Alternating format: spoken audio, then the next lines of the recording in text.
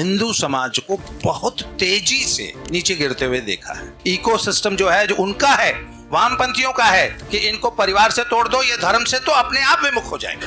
एक शब्द में उत्तर देना है हिंदू इकोसिस्टम का, तो आई वुड से एग्जिस्टेंट नहीं है पर इमर्जिंग अवश्य है। आज हिंदुत्व पे जो सबसे बड़ा खतरा है वो कन्वर्जन का है। हमारे जितने बड़े मंदिर हैं और जितने बड़े बाबा हैं, नाम मात्र के लिए एक हॉस्पिटल चला दिया। वैष्णो देवी ट्रस्ट ने हॉस्पिटल मेडिकल कॉलेज खोला है। 87% of the students are Muslims. पैसा हिंदुओं का लग रहा है। धर्मांतरण की बात है, डेफिनेटली उनके पॉकेट्स बहुत डीप हैं, बहुत सारा पैसा उनके पास है। क्या आप जानते हैं मुसलमानों में, समाजों में ऐसा पूरा ग्रुप्स होता है कि सरकारी कोई भी स्कीम हो ना, सबसे पहले फायदा कैसे उठाओ। ऐसे कैसे है कि कोई भी सरकारी स्कीम होती है उसमें सबसे ज्यादा फायदा वो लोग ले जाते हैं। ऐसा तो नहीं कि हमारे गरीब लोग हैं नहीं, पर ये इसीलिए क्योंकि वो संगठित तौर पर उनके जो लोग हैं, सरकार नहीं कर रही है, उनके जो लोग हैं, जो समाज के लोग हैं, वो प्रयत्न करते हैं। हिंदुओं ने ना अपने सभी दायित्वों को सरकार पे छोड़ दिया है कि जो करेगी सरकार करेगी, जो करेंगे मोदी जी करेंगे और योगी जी करेंगे, मेरा काम थोड़ी ना है। मैंने तो वोट देके एहसान कर दिया है, मैंने तो एहसान किया है, मोदी जी क्या कर रहे हैं, मेरा कोई काम नहीं है। आप ये बताइए ना कि हम as a common man, what are we doing to fight this वामपंथी इकोसिस्टम? मुझे नहीं लगता कि 10 साल से ज्यादा पंजाब उस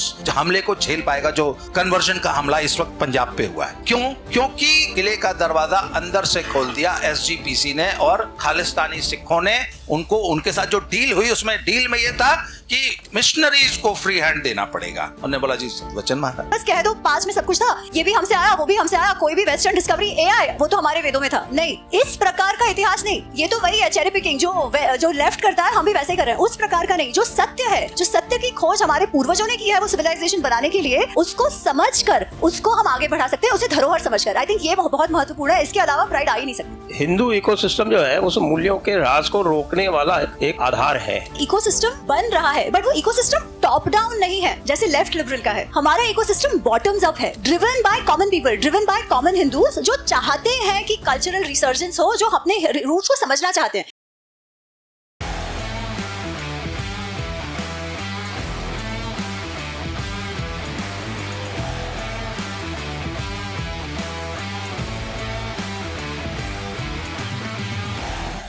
My honor to be here and thank you very much. Let me have the pleasure of shaking you by the hand as a Brit would say. आज के इस कार्यक्रम में और हमारे साथ हैं अमी गणात्रा जी और बाबा रामदास जी, और हम बात करने वाले हैं हिंदू इकोसिस्टम के बारे में। क्या हिंदू इकोसिस्टम नाम की कोई चीज़ है, एग्जिस्ट करती है, और आधी अधूरी है क्या, और यदि नहीं है तो उसका क्या अर्थ है, उसका क्या प्रभाव है, क्या किया जा सकता है, ये इत्यादि विषयों पर बात करेंगे हम। तो मैं सीधे अमी जी के पास जाता हूँ, क्योंकि अमी जी का बड़ा योगदान है। थोड़ा बहुत जो हिंदू इकोसिस्टम जिसको हम कहते हैं जो बन रहा है, वो अमी जी बना रही हैं। और विशेष तौर से मैं ये भी कहना चाहूँगा कि अमी जी ने नेक्स्ट स्टेप भी ले लिया है इसको बच्चों तक पहुँचाने के लिए। तो थोड़ा आपने जो रामायण का और महाभारत का जो आपने उस पर पुस्तकें लिखी और बड़ी लोकप्रिय हुई, अब आपने बच्चों के लिए कुछ लिखना आरंभ किया है। तो ये क्या है, हिंदू इकोसिस्टम बनाने की दिशा में ही एक प्रयत्न है। नमस्ते, जय श्री राम आप सभी को। जो प्रश्न आपने पूछा संजय जी, तो इसका मैं कहूँगी कि इकोसिस्टम बनाने से ज़्यादा एक छोटा सा भाग जो है उसका नैरेटिव बिल्डिंग। क्योंकि मुझे लगता है अगर आज मुझे एक शब्द में उत्तर देना है हिंदू इकोसिस्टम का, तो आई वुड से एग्जिस्टेंट नहीं है पर इमर्जिंग अवश्य है। और उसका उदाहरण तो हमें यहीं से मिल रहा है, जयपुर डायलॉग्स जैसा फंक्शन जो हर वर्ष हो रहा है और बढ़ता जा रहा है, बड़ा होते जा रहा है। वो एक कहे ना कि इंडिकेशन है कि इकोसिस्टम बन रहा है, बट वो इकोसिस्टम टॉप डाउन नहीं है जैसे लेफ्ट लिबरल का है। हमारा इकोसिस्टम बॉटम्स अप है, driven by common people, driven by common Hindus, जो चाहते हैं कि कल्चरल रिसर्जेंस हो, जो अपने रूट्स को समझना चाहते हैं। इसी परिप्रेक्ष्य में मुझे लोगों से ही ये कहा गया कि मैम आप लिख रही हैं, बहुत अच्छा कर रही हैं, but we need to catch our children young. छोटी उम्र में पकड़ना पड़ेगा, तभी जाकर जो हम कहते हैं ना कि सालों सालों का अगर नैरेटिव आपको सेटअप करना है, कॉलोनाइज्ड माइंड्स को खत्म करना है तो वो बचपन से शुरू करना पड़ेगा। तो हाँ, उस मांग के चलते फिर ये विचार आया कि कुछ करना चाहिए और इतना कुछ है करने को, हमारी कथाएं हैं कहने को जो बच्चों तक पहुंचनी चाहिए, तो ये सोच कर ही किया है। एंड आई हैव टू से कि एक ज़माना था, शायद आपने मीनाक्षी जी को भी सुना है, जब हिंदू राइटर्स या हिंदू टॉपिक्स को कोई हाथ तक नहीं लगाता था, कोई भी पब्लिशर हाथ नहीं लगाता था। बट पिछले 4 से 5 सालों में इसमें बहुत बड़ा बदलाव आया है। जब mainstream publications from Bloomsbury to Penguin to Harper, आप नाम कह लो, वो सब लोग चाहते हैं एंड दे रीच आउट, वो कहते हैं कि मैम आप सिर्फ साइन कर दो। मैं तो चलो ठीक हूँ, बट बहुत बड़े बड़े ऑथर्स को भी दे आप साइन कर दो, फिर आप लिखोगे, जब लिखोगे चलेगा, but we want that name because they know this is the trend, they know यहाँ से पैसा आने वाला है, अर्थ है ना, अर्थ बोलता है, पैसा बोलता है। तो वो शुरुआत हुई है, कब तक टिकेगा वो हम सब पर निर्भर करता है। Thank you. पब्लिशर्स की बात की तो मुझे ध्यान है, पब्लिशर ब्लूम्सबरी, और मेरे ख्याल से 2020 की बात है ना, कब हुए थे दिल्ली राइट्स? हाँ 20 अर्ली 2020। और उस टाइम ब्लूम्सबरी के पास मेरी तीसरी किताब लिस्टेड थी, अमेज़ॉन पे लिस्ट हो गई थी, मतलब प्रिंटिंग विंटिंग सब कंप्लीट थी और पब्लिश थी, उसके ऊपर पब्लिकेशन होने के लिए बस रिलीज डेट दे दी गई थी। और उस वक्त उन्होंने दिल्ली राइट्स की जो किताब थी वो मोनिका जी द्वारा लिखी हुई, उसको अचानक डी प्लेटफॉर्म कर दिया, विड्रॉ कर लिया। ये जिसको कहते हैं ना इकोसिस्टम की ताकत, वो लेफ्टिस्ट लिबरल इकोसिस्टम। क्यों? जो उस समय थे पब्लिशर वो आज भी यहाँ हैं और उनको भी बाद में वहाँ से हटना पड़ा। वो आज जयपुर डायलॉग्स में हैं, आप कोई मिलना चाहें, उनसे पूछना चाहें तो पूछ सकते हैं। तो तब तक हमारे इकोसिस्टम में इतनी ताकत तो आ गई थी कि मैंने अपनी लिस्टेड बुक जो थी अमेज़ॉन पे लिस्ट हो गई थी, उसको उनसे विड्रॉ कर लिया। और उसके बाद जो अपनी पुरानी जो किताबें थी वो सब उनसे बाईबैक करके और सब उनके यहाँ से ख़त्म कर दी।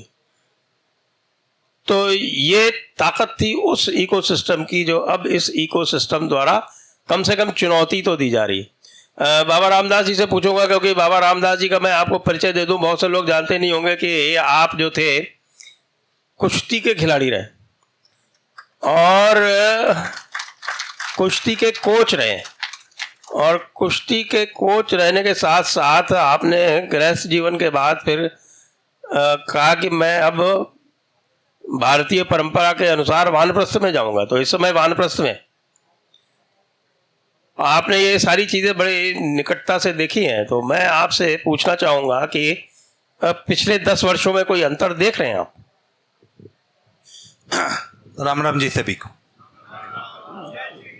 देखिए, आई एम सॉरी टू से कि मैंने तो पिछले 10 वर्षों में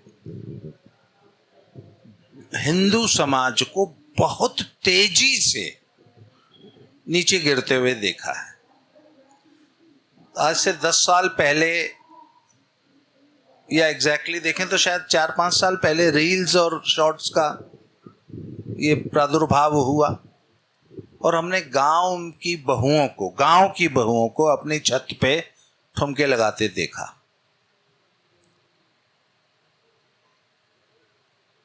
और उसके बाद से जिस तरीके से हिंदू परिवारों का विघटन हुआ, पिछले 10 सालों में हमारी बेटियों की विवाह की आयु कब 20-25 वर्ष से बढ़ के 35-40 वर्ष हो गई, हमें पता ही नहीं चला। आज क्या स्थिति है? मेरे बहुत से मित्र, मेरे चाहने वाले मुखर्जी नगर और ओल्ड राजेंद्र नगर दिल्ली में रहते हैं। मेरे एक मित्र ने वहाँ 4 साल रह के पढ़ाई की और वो फाइनली यूपीएससी उन्होंने क्रैक किया। वो बताते हैं कि गांव की, कस्बों की लड़कियां आती हैं और कमरा ढूंढने के बाद the very next thing which they search for is a live in partner. ये बहुत कड़वी सच्चाई है, जनरलाइज मत कीजिएगा, सब ऐसी शायद नहीं होंगी, पर एक बहुत बड़ी मेजॉरिटी। वहां पे एक मैंने पूछा कि आखिर क्या कारण है कि ये ऐसा क्या आकर्षण है कि एक बच्चा जो कि गरीब घर का है, बाप ने गेहूं बेच के यहां भेजा है गांव से, और यहां आते ही वो लिव इन पार्टनर खोज रहा है। वो कहता है कि लड़के को एक बात मालूम है, लड़की को, कि यूपीएससी क्रैक होगा या नहीं होगा इसकी तो कोई गारंटी नहीं, 0.0001% है, पर मौज मस्ती फुल मिलेगी अगले 3 साल, इसकी गारंटी है। तो यार यूपीएससी तो क्रैक होगा नहीं होगा पता नहीं, मौज मस्ती तो ले लो। और इसमें सबसे ज्यादा जो लिप्त है वो हिंदू बच्चे हैं। जी हाँ, तो मैं हमेशा पेरेंट्स से पूछता हूं कि आपका बच्चा वहां जाके क्या कर रहा है, इसकी कोई खोज खबर रखते हो?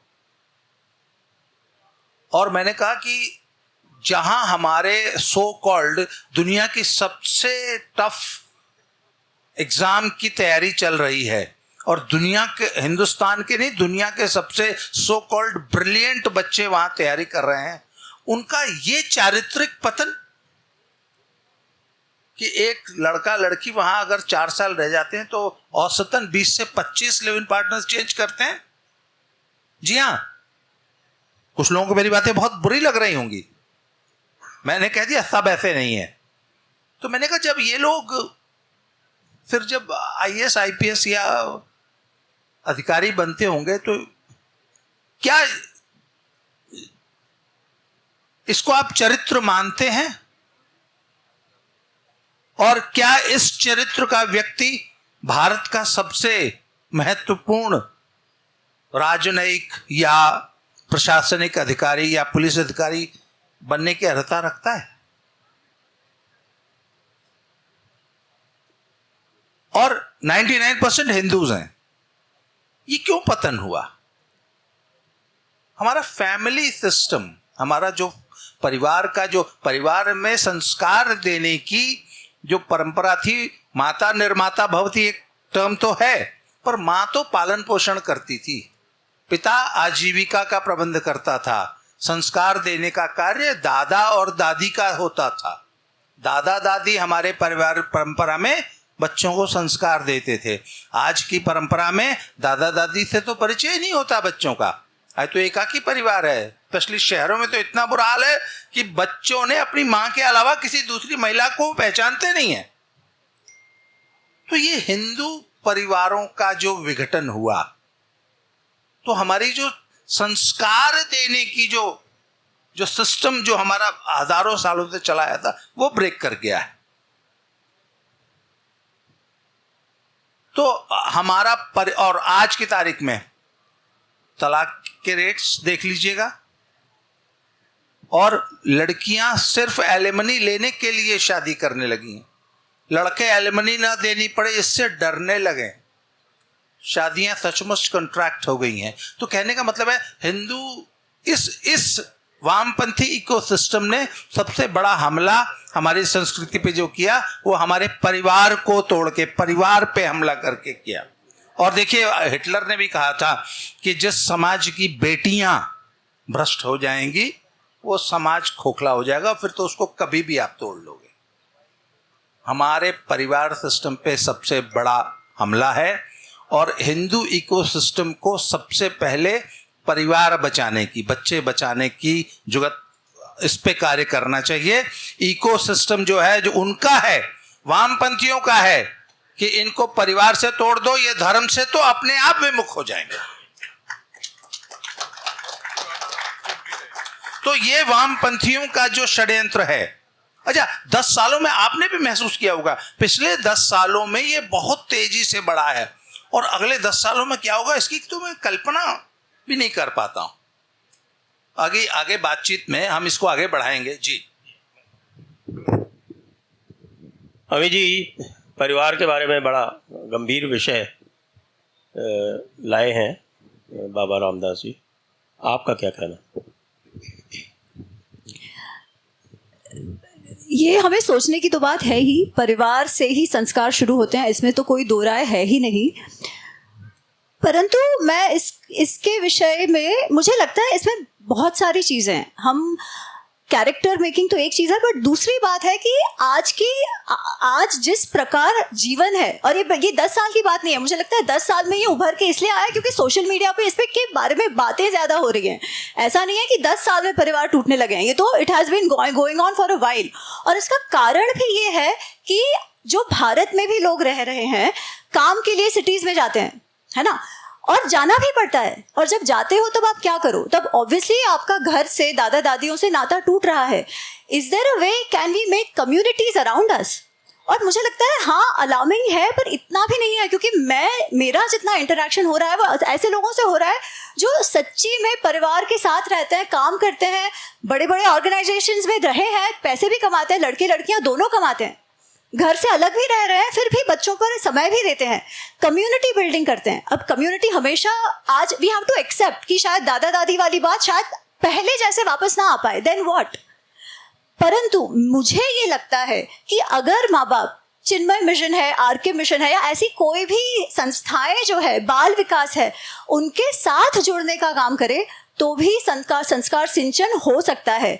माँ बाप स्वयं से सीखे। मेरे पास कई बार माँ बाप आते हैं कि मैम आप बच्चों को पढ़ा दो। मैंने कहा नहीं, बच्चों को पढ़ाने से कुछ नहीं होगा, क्योंकि जब बच्चे आपको प्रश्न पूछते हैं कि आपके पास उत्तर है, हम तो कुछ नहीं जानते, हम स्वयं इंटरेस्ट नहीं ले रहे हैं, तो बच्चों तक क्या पहुंचेगा? तो सबसे पहले कि माँ बाप स्वयं as parents, do we believe this is important?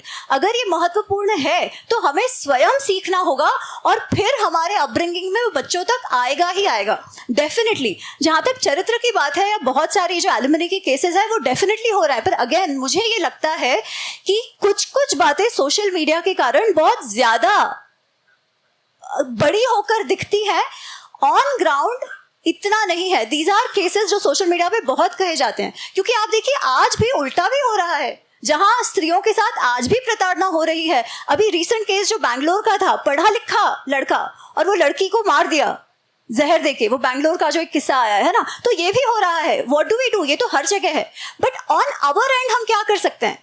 अपने एंड पर अगर जो जॉइंट फैमिली सिस्टम, उसके भी प्रोज एंड कॉन्स है, आज वो नहीं हो पाएगा तो क्या? Do we have a way out? That is something to think about rather than just complain about it, ये मुझे लगता है।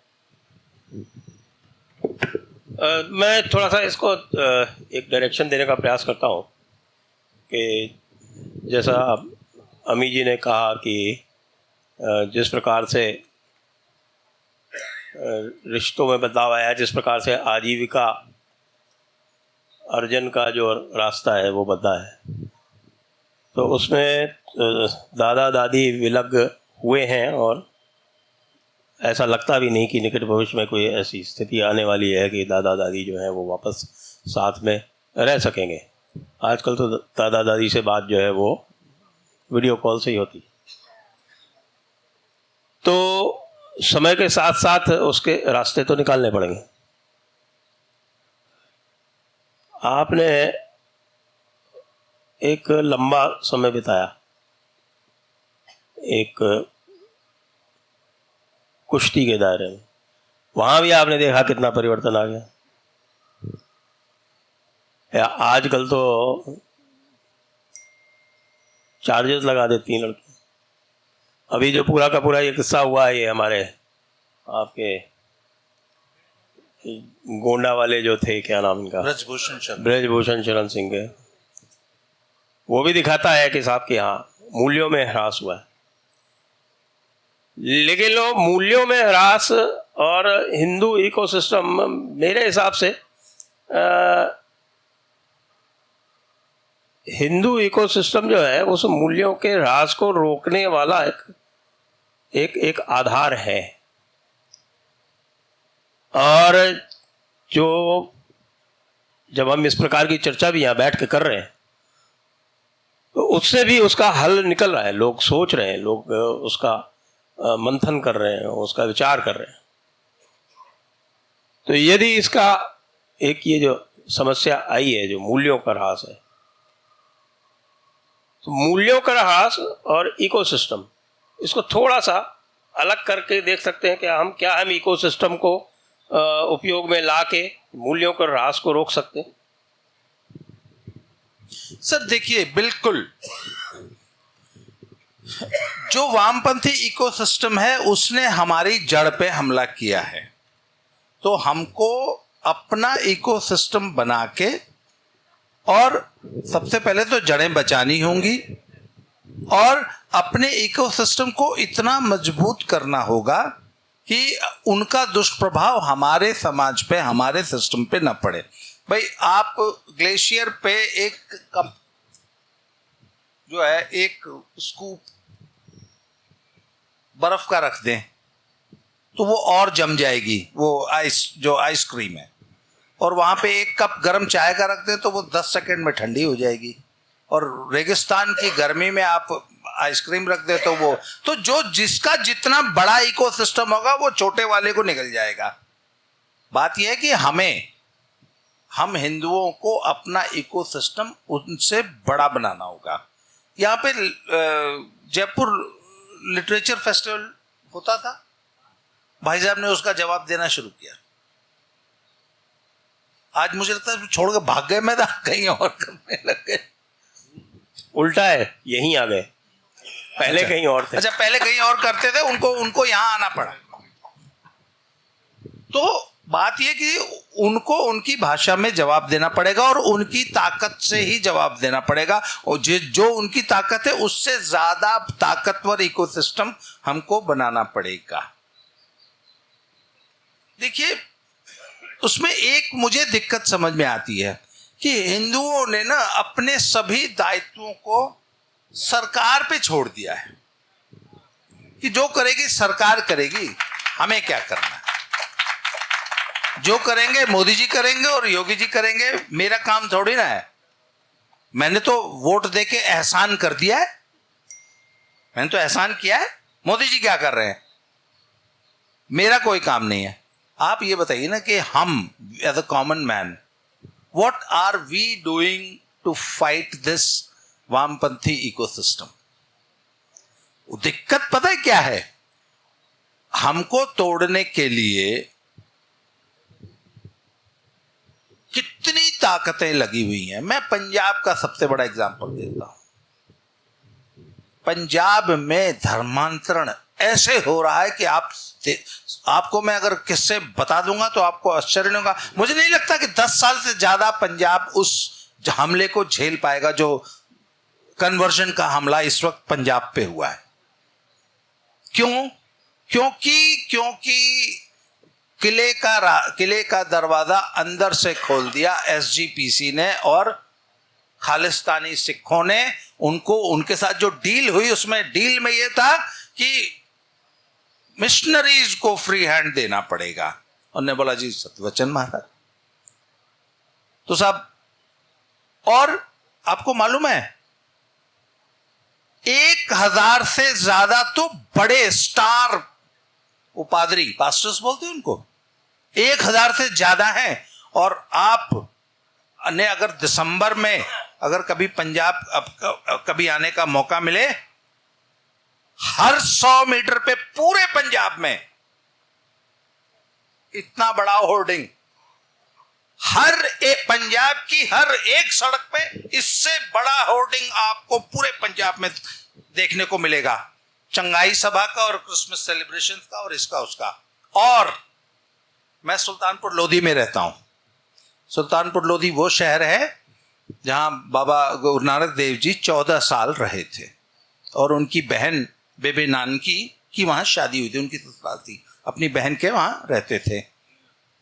वहां पे जो सबसे बड़ा 14 बड़े गुरुद्वारे हैं वहां, और वो इस वक्त सिख पिलग्रिमेज का अमृतसर के बाद सबसे बड़ा सेंटर है।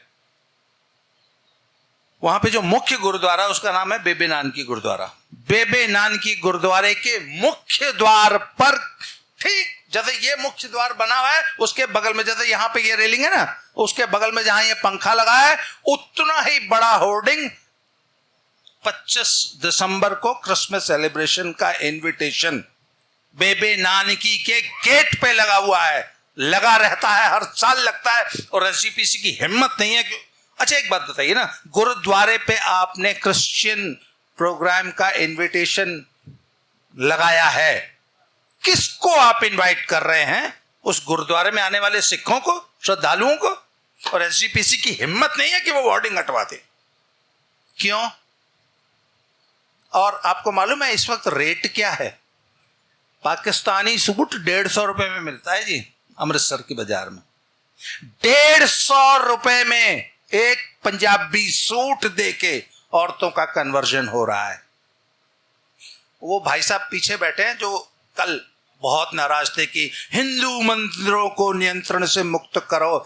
आपके हिंदू मंदिरों में इतना सोना रखा है कि सोना रखने की जगह नहीं है, और आपके हिंदू 5 किलो चावल में अपना धर्म परिवर्तन कर रहे हैं। ये सोना किस दिन काम आएगा और कहां यूज होगा, मुझे ये बताइए। हमारे पास न तो वॉलंटियर्स हैं, हमारे पास न तो फंड्स हैं, न हमारे पास कोई विजन है, ना हमारे पास वो जील है, वो आग है, और ना हमें चिंता है कि हमारे दलित आज धर्मांतरण कर रहे हैं। आप हिंदुस्तान का कोई बाबा बता दीजिए मुझे, ये इतने बड़े बड़े 7 स्टार आश्रम बना के और इतनी महंगी महंगी गाड़ियों में घूमते हैं।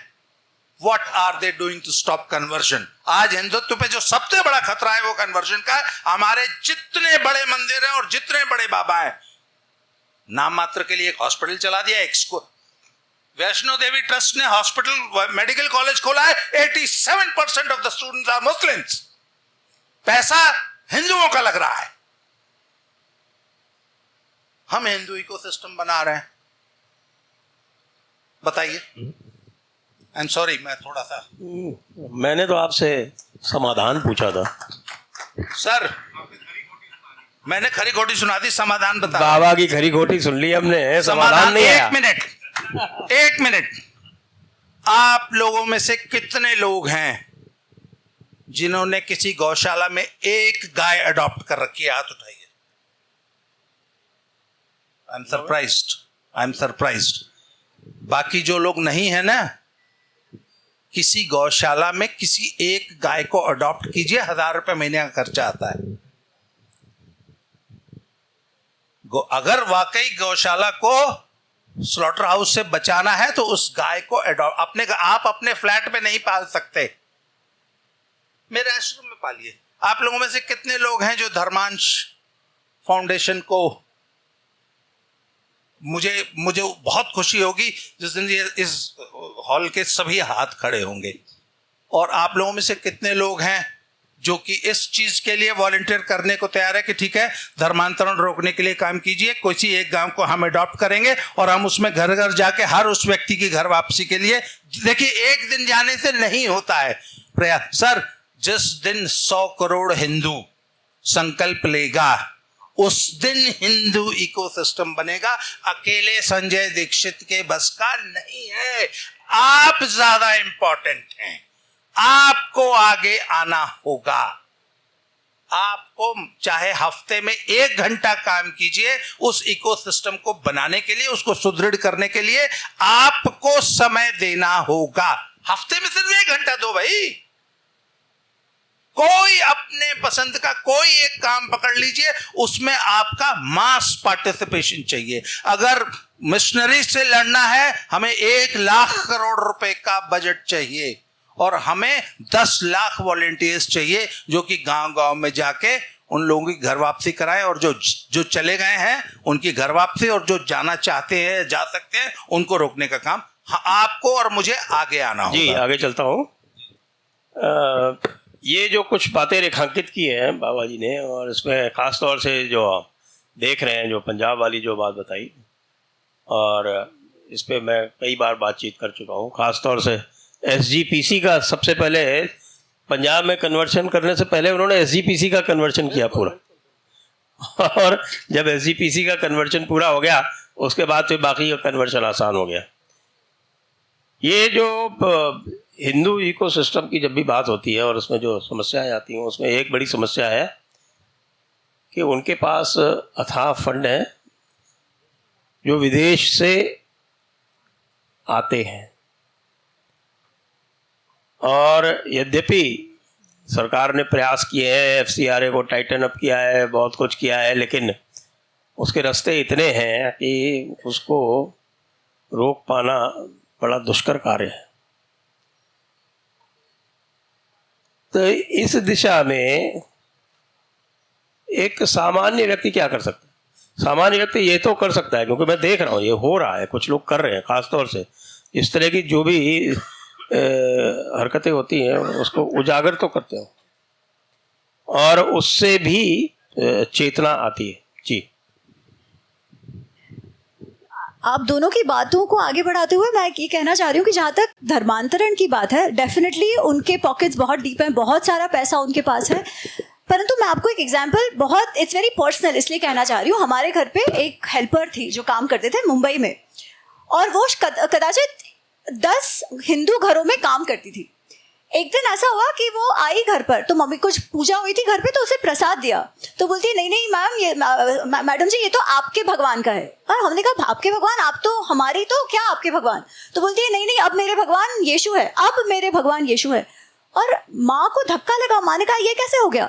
तो 10 हिंदू परिवारों में वो काम करती थी, पर हमको किसी को ये नहीं पता था कि उसकी बेटी बीमार है। और बेटी बीमार है तो उसके वहाँ ना एक लेडी आती थी जो चर्च के साथ उसका काम होता था, वो जो वहाँ के जो चौल जैसा था वहाँ रहते थे। वो आएगी और बोलेगी अच्छा तुमको कोई आवश्यकता है तुम मेरे साथ चलो, तुमको कोई आवश्यकता है तुम मेरे साथ चलो। तो वो लड़की को वो हॉस्पिटल वगैरह ले गए, उसका कुछ खर्चा दिला दिया, फिर कहा देखो हम सब तुम्हारी बेटी के लिए हमारे चर्च में प्रार्थना करेंगे। फिर वो बच्ची ठीक हो गई, होना तो था ही ठीक। तो बोले क्यों ठीक हो गई? क्योंकि प्रार्थना करी तुम्हारे लिए, और फिर पैसे दिए कुछ, फिर स्कूल में, कॉन्वेंट स्कूल में डाल दिया। और हमारे लिए ये शर्मजनक इसलिए क्योंकि हमारे 10 परिवारों में से किसी को नहीं मालूम कि उसकी बेटी को ठीक नहीं है। पर वो और दूसरी लेडी जो चर्च से जुड़ी हुई थी वो जाके मदद कर रही है। अब ये लेडी को लगा हाँ इनकी प्रार्थनाओं से ठीक हो गई मेरी बच्ची, तो क्यों नहीं जाऊं मैं, क्यों हिंदू ना, क्यों क्रिश्चियन ना बन जाऊं? क्रिश्चियन बनने के फायदे बहुत हैं, है ना? तो जो हमारे लेवल पे हम क्या कर सकते हैं, एक तो ऑर्गेनाइजेशनल लेवल पर है जिसमें बाबा जी जैसे लोग काम कर रहे हैं और करना ही चाहिए। हमारे लेवल पर क्या हम हमारे साथ काम करने वाले लोगों की ओर ध्यान दे सकते हैं? क्या उनके जीवन में क्या चल रहा है उसके विषय में ध्यान दे सकते हैं? क्या जो सरकारी स्कीम्स इतनी सारी आई हैं पर हिंदू लोगों को पता ही नहीं होती, क्या हम उनको हेल्प कर सकते हैं कि वो स्कीम से एटलीस्ट जो पैसा कैसा मिलता है वो उन तक मिले? क्या आप जानते हैं मुसलमानों में, समाजों में ऐसा पूरा ग्रुप्स होता है कि सरकारी कोई भी स्कीम हो ना, सबसे पहले फायदा कैसे उठाओ। ऐसे कैसे है कि कोई भी सरकारी स्कीम होती है उसमें सबसे ज्यादा फायदा वो लोग ले जाते हैं? ऐसा तो नहीं कि हमारे गरीब लोग हैं नहीं, पर ये इसीलिए क्योंकि वो संगठित तौर पर उनके जो लोग हैं, सरकार नहीं कर रही है, उनके जो लोग हैं, जो समाज के लोग हैं वो प्रयत्न करते हैं। दूसरी बात, जब हम अपने आप को और उनको समझेंगे, जो स्वयंबोध शत्रुबोध की बात है जिसकी शुरुआत घरों से होती है। अगेन एक हिंदू समाज का एक प्रॉब्लम है जो उन्होंने कहा कि हम सरकार पर सब छोड़ देते हैं। मुझे भी कई लोग कहते हैं मैडम इतने साल हो गए गीता स्कूल में नहीं पढ़ा रहे, इतने साल हो गए वेद स्कूल में नहीं पढ़ा रहे। मैंने कहा भाई साहब आप क्या कर रहे हो? गीता को स्कूल में क्यों पढ़ाना है? आप घर पे नहीं पढ़ा सकते क्या? क्या कोई भी मुस्लिम या क्रिश्चियन ये बोल के रह गया है कि नहीं नहीं स्कूल में नहीं पढ़ा रहे तो कुरान नहीं पढ़ेगा, स्कूल में नहीं पढ़ा रहे तो बाइबल नहीं पढ़ाएंगे? वो लोग संडे स्कूल भेजते हैं, वो लोग घर पे बुलाते हैं टीचर्स को, स्वयं कराते हैं। हम लोग क्यों नहीं करते?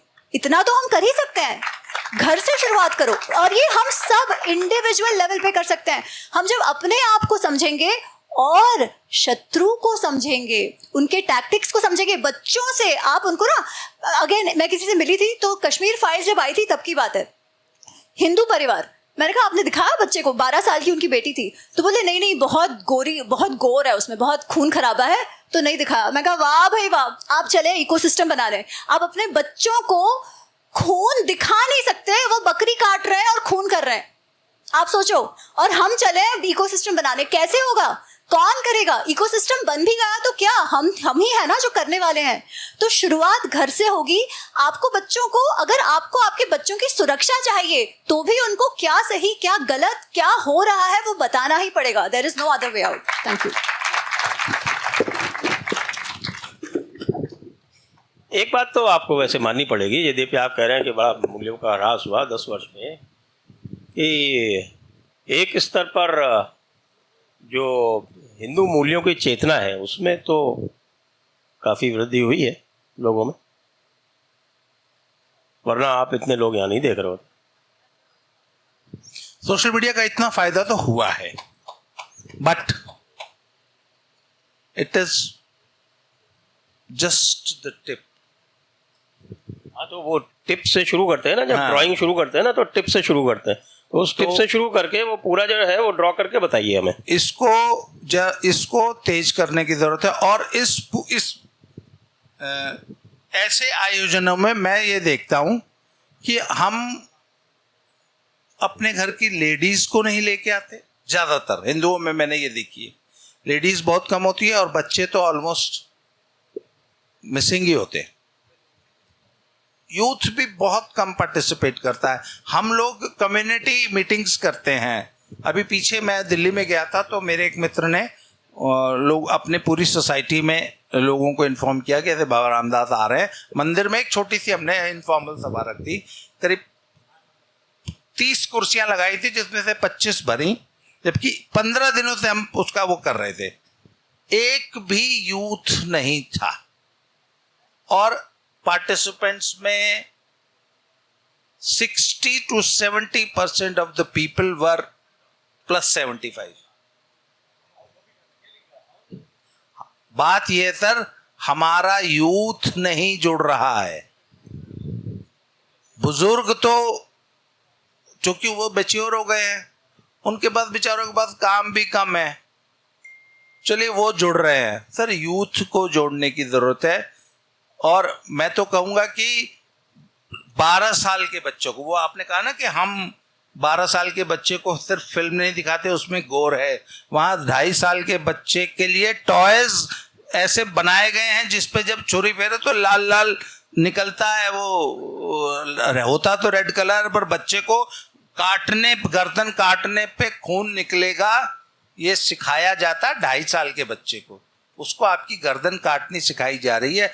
हम क्या कर रहे हैं? क्या हमने ऐसा चलो भैया हम काटनी मत सिखाओ, गर्दन बचानी कैसे है ये तो सिखा दें। तो सर देखिए, स्पोर्ट्स में क्या है, एक रूल होता है, कैच देम यंग। सर बुढ़ों के बस का नहीं है, कैच देम यंग। हमें जो इकोसिस्टम बनाना पड़ेगा, अभी हम बुड्ढों पे काम कर रहे हैं, बुड्ढों से जवान पे कब तक पहुंचेंगे? 8 साल के बच्चों से शुरू किया जाए। अपने 8 साल के 12 साल के बच्चों को शत्रुबोध कि ये खतरनाक है, इससे बच के रहना, काट लेगा। मेरी बेटी के ऑफिस में एक मुसलमान लड़का काम करता था। मेरे खून खोल गया। मैंने उसके मालिक को, मैंने कहा साले तूने रख कैसे लिया? मैंने कहा मेरी बेटी काम नहीं करेगी, साले तूने इसको नहीं हटाया। तो फिर मैंने बाकी बच्चों को भड़काना शुरू किया। मैंने कहा हटाओ इसको, हटाओ ये। और 6 महीने लगे हमें। सर बच्चों को मुझे सिखाना पड़ा कि तुमने सांप पाल रखा है अपने बीच में, वह खा जाएगा। बच्चों को कैच देम यंग। इकोसिस्टम बच्चों से बनाना शुरू करना पड़ेगा। बच्चों को लाइए, बच्चों के लिए कम्युनिटी प्रोग्राम्स। अच्छा, आपने बुक लिखी ना जो मुझे बहुत अच्छी लगी, हिंदी में लाइए इसको। वो आएंगी हिंदी में भी और भाषाओं में, सारी भाषाओं में। जैसे और कि जो आप जब आपने बच्चों के लिए वो लिखी ना, that is catch them young. Sir ecosystem में ऐसा कुछ सोचा जाए कि बच्चे आए। एक्चुअली इस पे मैं एक बात कहना चाहती हूँ, मैं बहुत ऑप्टिमिस्टिक हूँ इस बात को लेकर, क्योंकि बहुत सारे यूनिवर्सिटीज से, कॉलेजेस से मुझे इनविटेशंस आए हैं जहाँ कई बार ऐसे होता है कि टॉपिक्स हमारे वाले रखे होते हैं और टीचर्स कहते हैं कि मैम आप इंटरैक्टिव रखते हो, हमने देखा है, पर प्लीज माइंड मत करना, हमें पता नहीं, शायद स्टूडेंट्स को पता ना हो। बट हर बार उनके टीचर्स अचंभित रह जाते हैं कि बच्चों को कितना पता है। तो ऐसा भी हो रहा है क्योंकि आजकल इतनी बात चल रही है सोशल मीडिया के, जैसे नुकसान है वैसे फायदे बहुत सारे हुए हैं। घर पर इन विषय में बातें चल रही है। आई थिंक पॉडकास्ट का बहुत असर हुआ है। हाँ। भले ही हमें काफी कुछ यंग पॉडकास्टर्स ना पसंद आए हो, पर उन्होंने एक प्लेटफॉर्म तो दिया है मेरे जैसों की आवाज भी आगे करने के लिए, और वो घर घर तक पहुंचे। तो एटलीस्ट सिटीज में, मुझे देहात के बारे में तो मैं ज्यादा बोल नहीं सकती, पर सिटीज में, Tier 1 Tier 2 सिटीज में धीरे धीरे माँ बाप को नहीं पता है पर बच्चों को पता है, ऐसी स्थिति हो गई है। तो आई एम वेरी ऑप्टिमिस्टिक, धीरे धीरे बात पहुंच तो रही है, फैल तो रही है। पहले तो सेंसर था ना, पहले तो बातें आने ही नहीं देते थे, आज वो नहीं है, आज डेमोक्रेटाइज हो गया है सिस्टम, तो उसका फायदा हुआ है। एंड ओवरऑल गिवन दैट हम आज स्वयंबोध शत्रुबोध की ओपनली बात कर रहे हैं, आप सोचिए, नहीं तो ऐसा बात कहीं हो पाता था क्या, हम सब जेल में पड़े होते, है ना, पर वो हो रहा है। तो I feel it's very optimistic and positive, लोग समझ रहे हैं। एक स्टैट देता हूं, और इसी विषय से संबंधित इसलिए है कि मुझे लगता है कि हमें युवा वर्ग की बात करते हैं, बच्चों की बात करते हैं, तो वो किस व्याकरण को समझते हैं वो संभवतः हमें भी ज्ञात नहीं है, और हम उनसे उस व्याकरण के माध्यम से उस भाषा में बात नहीं कर पाते हैं। मैं उदाहरण देता हूँ, जो हमारी YouTube चैनल है, ये आयोजन हो रहा है, ये तो अलग चीज़ है, और ये आयोजन और YouTube चैनल हमारे यहाँ अलग अलग ही चली थी। तो जो हमारी YouTube चैनल है उसमें आपको पता है YouTube में सारे स्टैट्स आ जाते हैं। हाँ जी, हाँ जी। तो बिलो 35 की संख्या 70% है। 70?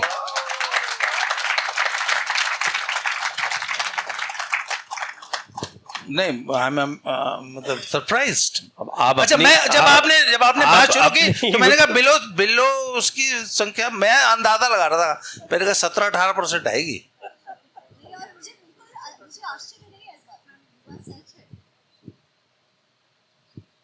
देखिए, क्योंकि वही जो मैं कह रहा हूँ ना, जो व्याकरण और भाषा की जो बात है, तो हो सकता है कि वो आपकी मंदिर की कम्युनिटी मीटिंग में ना आए, लेकिन वही आप अगर एक वर्चुअल मंदिर बना के वहाँ पे कम्युनिटी मीटिंग करें तो उसमें आप पाएंगे कि 70% to 80% जो है युवा ही आएंगे। उसमें जो बुजुर्ग हैं उनको आधों को तो पता ही नहीं होगा कैसे ज्वाइन किया जाए। तो सर मैं नहीं, दिक्कत एक है सर, उसमें भगवान ना करे कल को सड़क पे उतरना पड़ गया तो ये वर्चुअल वाले सड़क पे उतर पाएंगे? ये वर्चुअली तो नहीं लड़ते रह जाएंगे sir. We need physical presence, we need people on the street. Where to start? You have to first get them in. एक स्थान पर लाएंगे, पहले आप उनको वर्चुअली पकड़ेंगे, तब तो आप उनको ग्राउंड पे लाएंगे। सीधे कैसे लाएंगे? सीधे तो हम फेल हो रहे हैं, ये तो आप स्वयं बता रहे हैं। मैं आपको बताऊं, मैं एक छोटे से एक टाउन में लड़कों ने मुझे कहा कि दादा यहाँ पे कुछ समस्या ऐसी हो कि हम लोग संख्या में कम पड़ रहे हैं, मुसलमान ज़्यादा हो गए थे। उसमें शहर का जानबूझ के नाम नहीं ले रहा हूँ। तो मैंने कहा व्हाट्सएप ग्रुप बनाओ, पंजाब की बात है, तो मैंने कहा व्हाट्सएप ग्रुप बनाओ, और आपको मालूम है आरएसएस ने ये काम किया। सुल्तानपुर लोधी में एक संघ के कार्यकर्ता आए, उन्होंने 2 साल काम किया, और उन्होंने एक ऐसा सिस्टम बनाया कि यदि कभी मैसेज आए तो जैसे ही मैसेज आए 2 मिनट के अंदर निर्दिष्ट स्थान पे पहुंचना है। ये उन्होंने, सर ये एकदम सच्ची घटना बता रहा हूँ आपको, सुल्तानपुर लोधी की। और एक दिन रात को 2:30 बजे मैसेज छोड़ा, तुरंत वहां पहुंचिए, एक मंदिर है, और आपको, और बहुत छोटा सा कस्बा है जिसकी आबादी होगी मुश्किल से 12 या 15 हज़ार पंजाब का। रात को 2:30 बजे 250 लड़के पहुंचे थे रात। और एकदम सच्ची बात बता रहा हूं मैं, ये टारगेट कुछ संस्थाओं ने हर शहर और हर गांव में बनाया है, और शुरुआत तो एक से ही होगी। 10 लड़कों का टारगेट बनाइए कि जरूरत पड़ने पे 10 लोग उस स्थान पर पहुंचे। एक बार इकट्ठे होना शुरू हो गए। मैं आपको एक सच्ची घटना और बताता हूं। 1984 के सिख जेनोसाइड के बाद, करीब 2 साल बाद की बात है, सड़क के किनारे आउटर रिंग रोड पे एक सिख लड़के की किसी एक व्यक्ति, एक ऑटो रिक्शा वाले से ना कुछ ऐसे ही होंटू हो गई, बाता बाती होने लगी। मैं दूर खड़ा देख रहा था, मैंने देखा कि विदिन उस रास्ते से जो भी सिख जा रहा था, सब ने अपनी गाड़ियों के, स्कूटर्स के ब्रेक मार के वहां खड़े हो गए।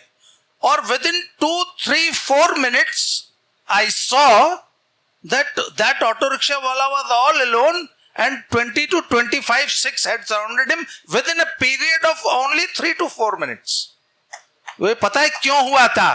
क्योंकि 84 के बाद अस्तित्व का संकट आया था ना, तो दिल्ली के गुरुद्वारों ने अपने युवकों को यह सिखाई थी कि सरकार तुमको बचाने नहीं आएगी, अपनी रक्षा तुम्हें स्वयं करनी होगी। और जहां पर भी अपना कोई भी सिख भाई मुसीबत में देखो तो तुरंत सब कुछ छोड़ के वहां इकट्ठे हो जाओ।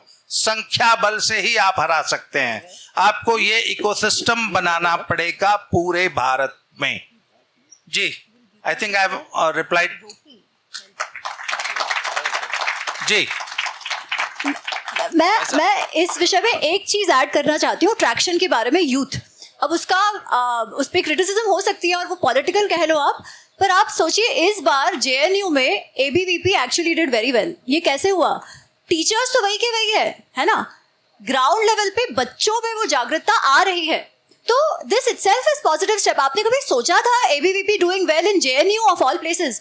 जेएनयू में आजकल हमारे जैसे लोगों को बुलाया जाता है, लेक्चर्स रखे जाते हैं।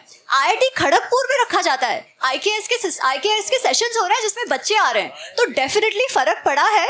बट हमें कॉम्प्लिसेंट होके नहीं रहना है, अपने एंड पे जितना करना है वो तो करना ही है, और पेसिमिस्टिक भी नहीं होना है। I think we are on the right path. आज जो बातें चल रही हैं वो शायद हो नहीं पाती, क्योंकि मुझे कई बार ये लगता है कि कई बार मैं हिंदुओं में, हमारे लोगों में इतना गुस्सा देखती हूँ, इतना फ्रस्ट्रेशन देखती हूँ, होता कुछ नहीं है। हम आउटरीच बन के करके रह जाते हैं, उससे कुछ नहीं होगा। ठीक है, आउटरीच का अपना स्थान है, करो ठीक है, क्रिटिसाइज करो ठीक है, पर आगे बढ़ो, अपने लेवल पे क्या कर सकते हो करते रहो। डोंट एक्सपेक्ट कि इससे मुझे क्या मिलेगा, मैं तो इतना बोलती हूँ, मेरे को तो सुनने भी कोई नहीं आया। नहीं, इट डजंट मैटर, आप लिखो, आप करो, 2 जन भी सुने, 2 जनों में भी बदलाव आता है तो वो फायदा है। We are moving ahead. Thank you. Okay, now we are moving on to the questions.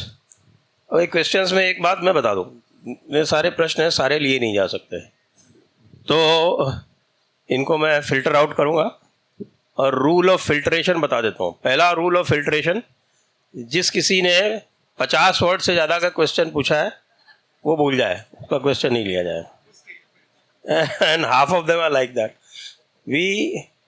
When we say please ask questions, we want pointed questions. Lecture हमको आपका सुनना होगा, हम कहीं और सुन लेंगे। क्वेश्चन जो है वो पैनल के लिए है। We have people who are well versed in their art, तो उनको क्वेश्चन पूछिए, पॉइंटेड क्वेश्चन पूछिए। So sorry to disappoint those people who have spent 10 minutes writing questions.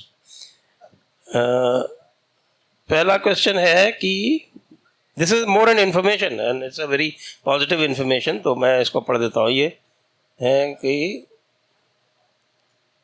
Advocate विवेक गर्ग जी हैं कोई यहाँ? तो दिख ही नहीं रहे।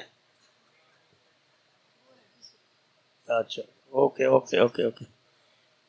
कह रहे हैं कि साहब we have enough Hindu young force in BJP, VHP and JD. नहीं, वो आपने अच्छा कहा, आपके खुद के पास कितनी है? At your back and call, हम ये बात कर रहे हैं। दैट इज दी, तो वही वाली बात है साहब की, वो क्या भगत सिंह पड़ोसी के घर में पैदा होगा, मेरा छोरा तो इंजीनियर बनेगा जी।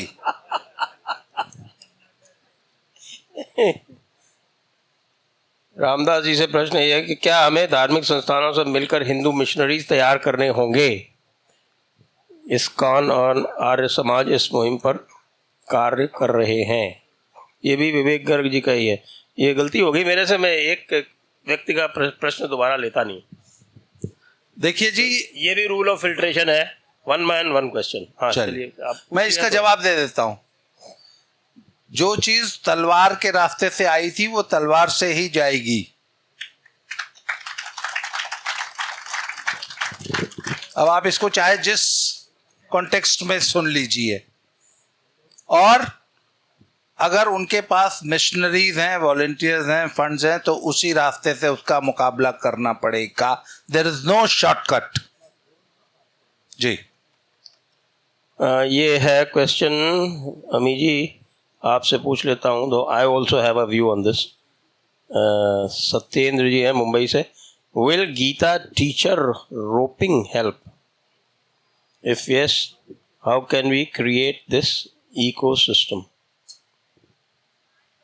मुझे एक्चुअली ये नहीं समझ आया रोपिंग का अर्थ क्या, पर मैं कहूँगी कि अगर ये बच्चों के लिए आप कह रहे हो तो 5-6 साल के बच्चों को डायरेक्ट गीता पढ़ाने की जरूरत नहीं है. उनको आप पंचतंत्र सिखाइए, महाभारत रामायण की कथाएं सुनाइए, भागवत की कथाएं सुनाइए, वो ज्यादा महत्वपूर्ण है.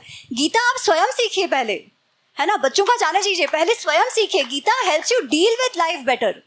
उसको सीखिए, महाभारत को सीखिए, फिर वो बच्चों तक पहुंचाइए. बच्चों के लिए तो हमारे पास बहुत सारी पुस्तकें हैं, कथाएं हैं, उससे शुरू कीजिए.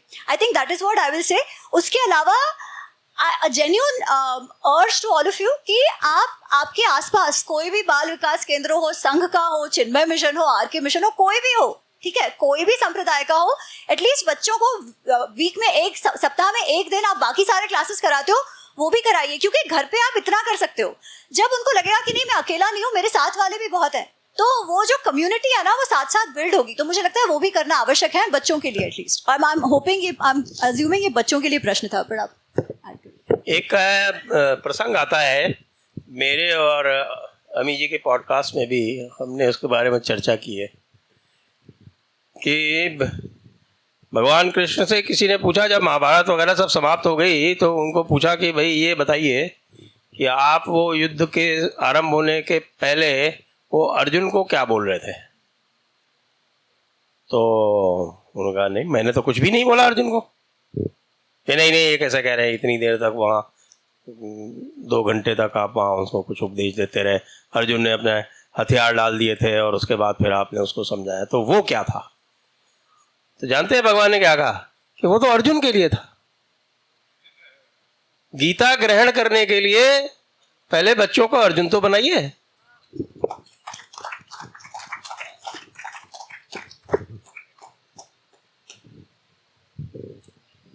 ये है क्वेश्चन, इसमें नाम ही नहीं है.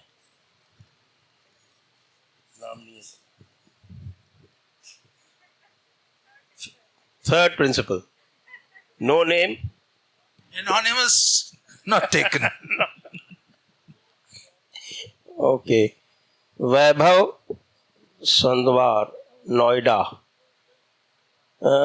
Baba ji, why the situation in India is temples are rich but Hindu mass population is poor? So पुराने जमाने में temples were not only temples. आपको पता है पुराने ज़माने में जो टेम्पल्स होते तो उनमें अखाड़े चला करते थे.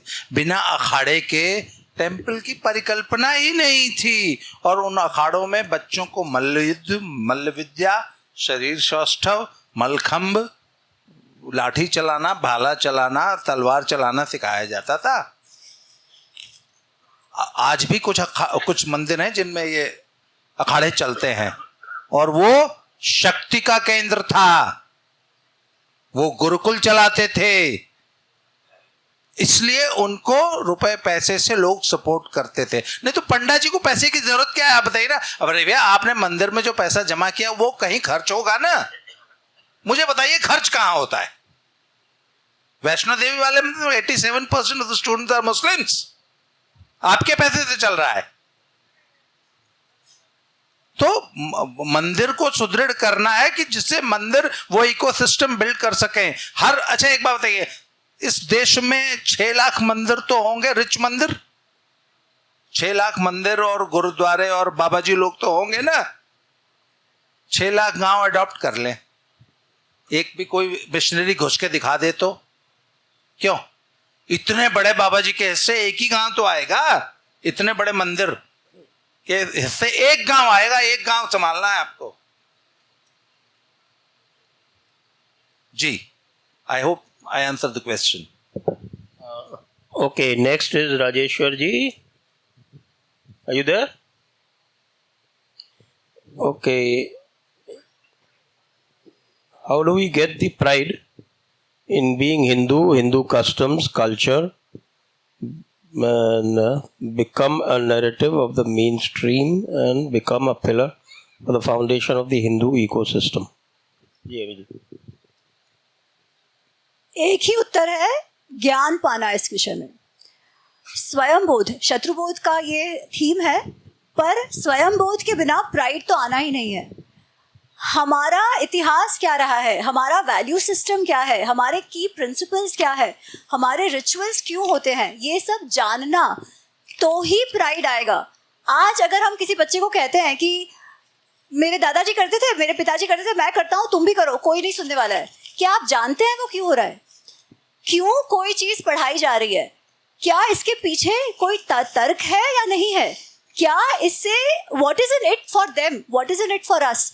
और जब हम कहते थे कि सोने की चिड़िया भारत रहा था, तो क्यों रहा था? जब ये सब हम समझेंगे, इतिहास को सही से समझेंगे, हमारे कल्चर को सही से समझेंगे, तभी प्राइड आएगी. उसके बिना क्या प्राइड? और आज हम जो प्राइड की बात करते हैं, आप ये एक बात याद रखिए, सभी लोग कहते हैं, जैसे अभी अमेरिका में चल रहा है मागा. मागा क्या है? मेक अमेरिका ग्रेट अगेन, है ना?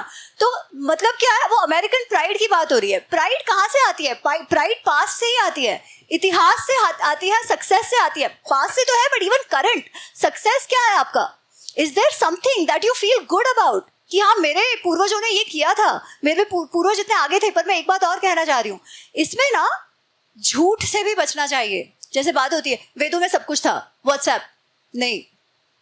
ये बातों से आपके बच्चे और दूर जाएंगे, आप ऐसी बातें करोगे तो. क्योंकि हमको लगता है बस कह दो पास में सब कुछ था, ये भी हमसे आया, वो भी हमसे आया, कोई भी वेस्टर्न डिस्कवरी, एआई, वो तो हमारे वेदों में था. नहीं, इस प्रकार का इतिहास नहीं. ये तो वही है चेरी पिकिंग, जो लेफ्ट करता है, हम भी वैसे ही कर रहे हैं. उस प्रकार का नहीं. जो सत्य है, जो सत्य की खोज हमारे पूर्वजों ने की है, वो सिविलाइजेशन बनाने के लिए, उसको समझकर उसको हम आगे बढ़ा सकते हैं, उसे धरोहर समझकर. आई थिंक ये बहुत महत्वपूर्ण है. इसके अलावा प्राइड आ ही नहीं सकती. धन्यवाद.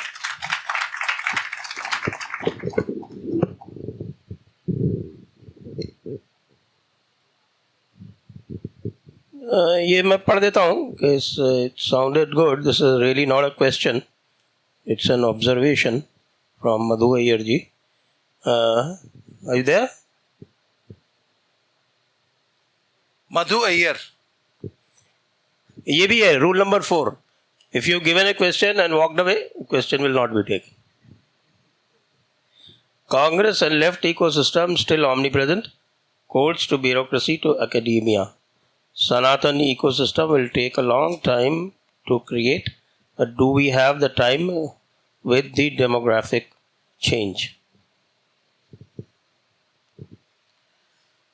कांग्रेस 10 मिनट और okay. Congress ecosystem has failed measurably. उन्होंने पूरी कोशिश करके देख ली. They could not do Nepal और Bangladesh in India, and they have been trying for the last 5 years. और हमारे specially thanks to the Hindu ecosystem and the social media, कि वो उनको हमने बार बार फेल किया, आगे भी फेल करेंगे. हालांकि वो कोशिश करते रहेंगे, क्योंकि उनको टूल किट बाहर से मिल रही है. ये जो बाहर जाता है ना बार बार, ये वहां से टूल किट लाने ही जाता है. अगला question I think covered. Next question, similar, Dheeraj Ahuja from Delhi. Hindu ecosystem is definitely becoming stronger. ये positive बता रहे हैं, but the foundation needs speedy work through schools. Sanskar classes from early classes must be made mandatory. Government is failing here. इसका मैं government तो नहीं करेगी ये सब. अच्छा, इस पे मैं और एक चीज बताना चाह रही हूँ. किसके बच्चे स्कूल में हैं? आपके बच्चे स्कूल में हैं. किसकी बात स्कूल सुनेगी? आपकी सुनेगी. क्या आप जाके बात करते हो स्कूल में? आपको चाहिए मोदी जी आके वो बात करे. भाई कैसे होगा? आपको डर लग रहा है. दूसरी बात, इतनी सारी स्कूल्स हैं, कॉन्वेंट में क्यों भेज रहे हो बच्चों को? आज भी भेजें. इंग्लिश सीख जाएगा. अरे इंग्लिश तो वैसे ही सीख रहा है ना? तो ये सब आउटसोर्स करके कैसे चलेगा? संस्कार क्लासेस घर पे नहीं चला सकते. घर पे नहीं बता सकते, बाहर वाले ही क्यों सिखाए? क्या आप ये कह रहे हो कि घर पे संस्कार है नहीं इसलिए बाहर जाओ? Right? So I am sorry, ये सारी बातें जो उन्होंने कही है वो घर की बातें हैं। दूसरी बात, आपको स्कूल में इन्वॉल्व होना ही पड़ेगा। अगर आप जाके टीचर्स को नहीं बोलते कि भाई ऐसे कैसे आपने बच्चों को बोला। आप देखिए, वो केवी की एक बात हुई थी, वो है ना, तमसोमा ज्योतिर्गमय प्रार्थना चली थी। एक पेरेंट ने आके कहा हमारी कम्युनिटी को ये एक्सेप्टेबल नहीं है, हमने बदल दिया। हम कभी जाके कहते हैं कि आप ऐसा कह रहे हो हमको एक्सेप्टेबल नहीं है? क्या आप और पेरेंट्स को इकट्ठा कर सकते हो? हम उतना नहीं कर पाते और कह रहे हैं सरकार करे, ऐसे कैसे होगा? We have failed, not the सरकार। Remember that. If we want our children to learn, we need to put in that effort. Thank you. एक मिनट सर, एक्सक्यूज मी। देखिए, मैं तो इस फील्ड का मास्टर हूँ, मेरा काम ही है। I have been teaching students for the last 40 years। Please don't blame the schools. हम तो बहुत पहले चेंज करना चाहते थे, आप लोगों ने चेंज नहीं करना चाहिए। आपको सिर्फ मार्क्स चाहिए, आपको सिर्फ रोट लर्निंग चाहिए। मैंने अपने स्कूल में लाइब्रेरी, कैरेक्टर बिल्डिंग, स्पोर्ट्स और पता नहीं क्या क्या एक्टिविटीज इंट्रोड्यूस की। लोगों ने कहा अजीत सिंह ने बेड़ा गर्क करता स्कूल था। बच्चों ने, पेरेंट्स ने बच्चे हटा लिए स्कूल से कि स्कूल में पढ़ाई तो होती नहीं। क्यों? होमवर्क कम मिलता था, रटना कम पड़ता था, हर हफ्ते एग्जाम नहीं लेते थे। जब हम असली कैरेक्टर बिल्डिंग करने लगे, पेरेंट्स ने कहा जी तुसी सिर्फ क्वेश्चन रटाओ, don't blame the school. Schools को आप लोगों ने खराब किया है, आई मीन पेरेंट्स ने। जी, दैट्स अ गुड ऑब्जर्वेशन। ये है अश्विनी जी दिल्ली से। क्या एक अपने कीमती समय के 10 मिनट, 2 अपनी नेक कमाई के 10 रुपए समाज को योगदान में देता है? यदि नहीं तो इसको कैसे मोटिवेट किया जाए? 10 रुपए के लिए भी अगर मोटिवेट करना है ना भाई, अपने बाद इतना टाइम नहीं रखो यार। नहीं। 800, मुझे तो ताजुब हुआ, एक घटिया सी फिल्म देखने में पॉपकॉर्न 800 रुपए का खाते हैं भाई। 800 रुपए का पॉपकॉर्न खाते हो यार, सलमान खान की फिल्म देखते वक्त। माय गॉड,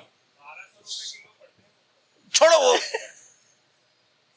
एक तो सलमान खान की फिल्म देख रहे हो, उस पे 800 रुपए का पॉपकॉर्न भी खा रहे हो। वैसे एक बात बता दूं आपको, इतना निराश होने की भी आवश्यकता नहीं है। ये आप 10 वर्ष से ये जो कार्यक्रम होते देख रहे हो ना, ये पूरा का पूरा, लगभग पूरा का पूरा ये आप लोगों के योगदान से होता है। हमें कोई स्पॉन्सर नहीं मिलता। हमको कह देते हैं कि साहब कि ये तो जो है लेफ्ट विंग वालों ने ऐसा वहाँ पे कुछ चक्कर फैला रखा है कि हमको स्पॉन्सर नहीं मिलने देते। आप लोग हो जो इसको सफल बनाते और संभव बनाते। स्पॉन्सर्स का बस चले तो आपसे पैसे ले लें, 5 लाख दो तब करने देंगे।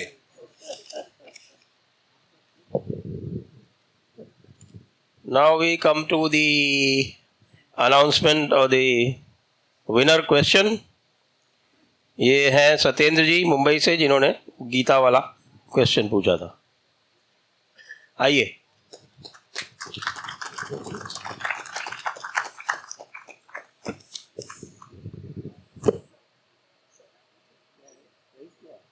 ओके, दे दो प्राइज। आप यहाँ आके खड़े हो जाइए, हमारे साथ फोटो खिंचाइए, हमारे साथ फोटो खिंचाइए, फोटो।